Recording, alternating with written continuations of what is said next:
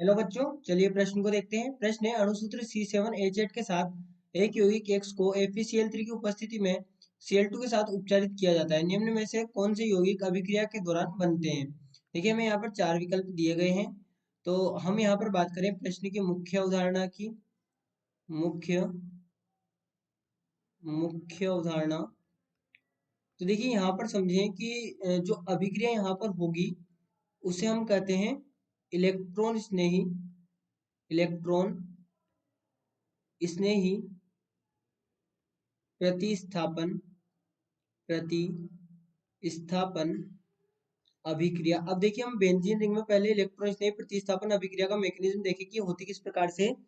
तो मान लीजिए हमारे पास में यहाँ पर सबसे पहले तो स्टेप वन में क्या होता है कि जो भी हमें यौगिक दिया गया है वो इलेक्ट्रोफाइल, जैसे FeCl3 दिया गया है, Cl2 दिया गया है FeCl3 के साथ, तो यहाँ पर Cl प्लस इलेक्ट्रोफाइल बनेगा। तो हम सबसे पहले तो यहाँ पे इलेक्ट्रोफाइल बनता है स्टेप फर्स्ट में इलेक्ट्रोफाइल बनता है।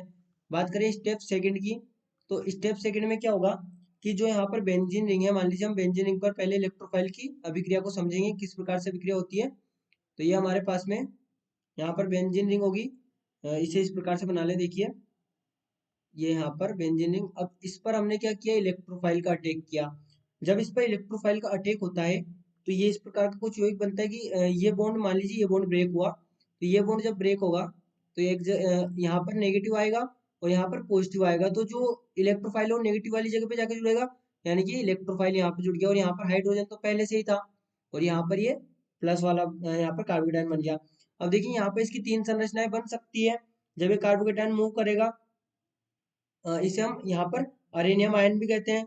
अब देखिए, हम इसके बाद में क्या होता है कि यहाँ पर ट्रांजिशन स्टेट आती है। ट्रांजिशन स्टेट की बात करें, इसे हम यहाँ पर लिख दें ट्रांजिशन स्टेट। तो ट्रांजिशन स्टेट क्या होती है कि यहाँ पर जो इलेक्ट्रोफाइल है, इसे इस प्रकार से यहाँ पर हम बनाएंगे। ये जो यहाँ पर इलेक्ट्रोफाइल जुड़ा है, इलेक्ट्रोफाइल यहाँ पर जुड़ रहा होता है। इसे हम इस प्रकार से देखें, इलेक्ट्रोफाइल जुड़ रहा होता है और ये जो बॉन्ड है ये टूट रहा होता है। तो यहाँ पर इस प्रकार से हम इसको बना सकते हैं। तो हम क्या लिखेंगे, यहाँ पर पाई बॉन्ड टूट रहा है, टूट रहा है और इलेक्ट्रोफाइल जुड़ रहा है, इलेक्ट्रोफाइल जुड़ रहा है। इसके बाद में देखिए अगली अभिक्रिया की अगली स्टेप जो यहाँ पर होती है, स्टेप थर्ड जिसे हम कहेंगे। तो स्टेप थर्ड में क्या होगा कि ये इस प्रकार से यहाँ पर जो हमें यौगिक प्राप्त हुआ था, इसे हम इस प्रकार से लिख सकते हैं। यहाँ पर डबल बॉन्ड, यहाँ पर डबल बॉन्ड, ये हाइड्रोजन, ये इलेक्ट्रोफाइल यहाँ पर जुड़ गया और ये प्लस, ये जो हमें प्राप्त हुआ था ये यहाँ पर सब H प्लस को निष्कासित कर देगा। और H प्लस निष्कासित होगा तो यहाँ पर क्या नेगेटिव आएगा, नेगेटिव आएगा तो यहाँ पर ये बॉन्ड वापस बन जाएगा। यहाँ पर इस प्रकार से ये बॉन्ड वापस बन जाएगा और ये इलेक्ट्रोफाइल यहाँ पर जुड़ गया और H प्लस निकल गया। तो अब इलेक्ट्रोफाइल ने इलेक्ट्रोफाइल को निष्कासित किया, इसलिए हम कहते हैं इलेक्ट्रॉन स्नेही प्रतिस्थापन अभिक्रिया। अब अगली जो ट्रांजिशन स्टेट सेकंड है उसे हम यहाँ पर बना दें transition state second. Transition state second में क्या हो रहा होगा कि यहाँ पर इलेक्ट्रोफाइल, यहाँ पर जो हाइड्रोजन है वो जुड़ रहा होगा, हाइड्रोजन निष्कासित हो रहा होगा और जो हमारे पास में ये बॉन्ड है ये बन रहा होगा।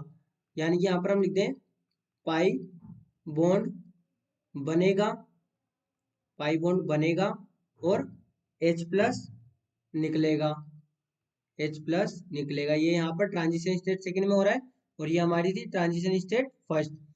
अब देखिए, हम अभिक्रिया को समझें तो हमें यहाँ पर जो यौगिक दिया गया है वो किस प्रकार से C7H8। अब C7H8 में हम क्या बना सकते हैं, C6H5 को यदि यहाँ से निकाल दें तो हमारे पास में CH3 बन जाएगा। तो ये हम CH3 को यहाँ पर लगा देंगे तो ये एक यौगिक तो हमारे पास में यहाँ पर ये बन गया। मतलब अल्टीमेटली हमारे पास में टोलुइन बना है। अब टोलुइन पर क्या होता है कि जो टोलुइन पर यहाँ पर CH3 है, CH3 क्या है, electron releasing group. Electron releasing group क्यों है, क्योंकि ये CH3 क्या करता है, इलेक्ट्रॉन डोनेट करता है रिंग को। और जो इलेक्ट्रॉन रिलीजिंग ग्रुप होते हैं वो ऑर्थो व पेरा, ऑर्थो ऑर्थो व पेरा, ऑर्थो व पेरा प्रतिस्थापी प्रतिस्थापी होते हैं। अब देखिए, मैग्नीशियम को हमने समझ ही लिया तो हम यहाँ पर डायरेक्ट उत्पाद को बनाएंगे। तो जब CH3 पर यहाँ पर जो टोलुइन हमारे पास में है, इस पर हम FeCl3 की उपस्थिति में Cl2 की अभिक्रिया करेंगे। यहाँ पर Cl2 की अभिक्रिया किसकी उपस्थिति में, FeCl3 की उपस्थिति में तो हमें यहाँ पर जो प्राप्त होगा CH3 यहाँ पर लगा हुआ है। और अब हमने क्या कहा कि टोलुइन कौन सा ग्रुप है, ऑर्थो पेरा प्रतिस्थापी है, यानी कि एक प्रोडक्ट जो बनेगा वो इस प्रकार से बनेगा, वहीं पर दूसरा जो प्रोडक्ट बनेगा इसके साथ में वो यहाँ पर पेरा स्थिति पर बन रहा होगा, इस प्रकार से CH3 और Cl। तो अब हमें पता है कि जो हमारा ये पेरा वाला उत्पाद है मुख्य उत्पाद होगा, मुख्य उत्पाद। और क्यों मुख्य उत्पाद होगा, क्योंकि इसमें त्रिविम बाधा कम होगी, त्रिविम बाधा कम, इसलिए हमारा जो पेरा वाला उत्पाद होगा ये मुख्य होगा, और जो ऑर्थो वाला उत्पाद होगा वो यहाँ पर माइनर होगा।